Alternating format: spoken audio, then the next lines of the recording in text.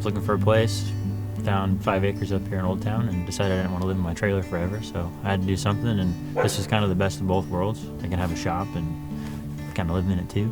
You know, I talked to other builders and stuff like that too, and other companies, and talking to Matt, it just kind of seemed like the right fit.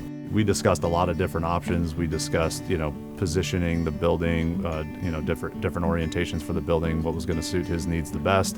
Everything from window size to overhead door size to accommodate his campers and workspace and potential living space and all these things. Ultimately, we found the sweet spot, I'd say, something that's going to work well for him and his family moving forward. It was hard for me to envision it, and so thankfully Matt was just easy to work with. And just changing my mind a bunch, I guess, like everybody does when they're building something. Some of the first things that you really want to figure out during early design process is the square footage, right? Like how wide and how deep do you want the building to be? Ultimately, we rested on this 40 by 60, which is going to accommodate everything that he's going to need to do moving forward. Me and my dad someday would like to work on my grandpa's El Camino. We don't have a place to work on it now, and so this will be the spot where we can fix it up and make it a weekend hot rod we can take to car shows and stuff like that. We're standing in front of the overhead doors, which are on the eave wall, which is not always common in an area like this. Somewhere where you don't get a lot of snow and you're not dealing with a ton of precipitation, it's not a huge deal. Out here, there's going to be a fair amount of snow and water coming off of this roof, potentially in front of these overhead doors. That adds another dynamic and something that needs to be thought through. So we had to, maximize these overhead doors so that he can get his equipment in and out of here. At the same time, we tried to fit them in between our poles or in between our trusses so that we don't have to spend the extra cost in headers, glue lam headers that would go up above it. And so we were able to design the building, design the poles in a fashion that's going to accommodate the overhead doors and ultimately save him a few dollars while still providing his needs.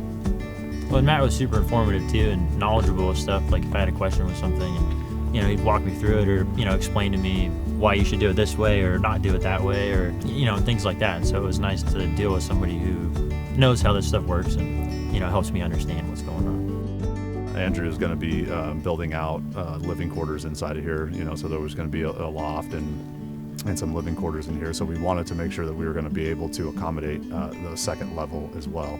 In addition to that, very few buildings are sold without a Perma Column. Having no wood in the ground is a major selling point for us. All of our clients are very happy to know that their foundation is not resting on treated wood in the ground.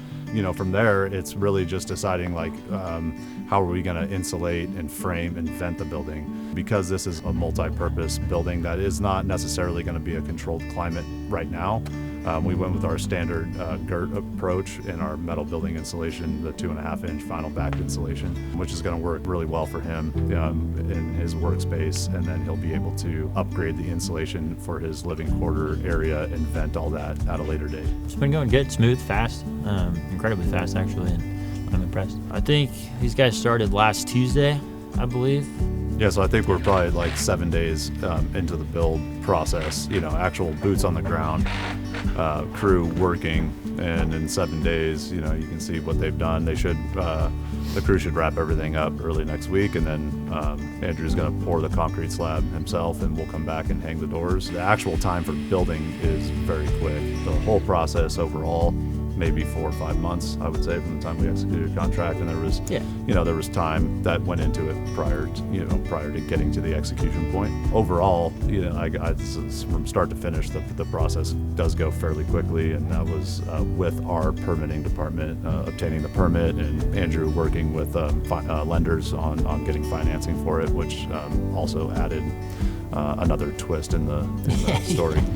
Yeah, all that stuff's kind of twisty, and that was a pretty big deal for me. Otherwise, it might not have happened. So it was definitely big that we're able to do that. He would call and say, "Hey, yeah, so I got what about this or what about that, or how do I can we do this?" And he was always I don't know about apologetic, but I could hear it in his voice, hey man, sorry to change gears on you here. Or making him do extra work, right? And honestly, for me, it's all good. At the end of the day, I want my clients to be 100% happy with what they got, and if it takes me rebidding a project or re-rendering it or putting in a change order or whatever it is, making sure that our clients are taken care of from start to finish. Everything was seamless and just smooth, easy to deal with. If I had to build another one, I'd go with steel structures for sure.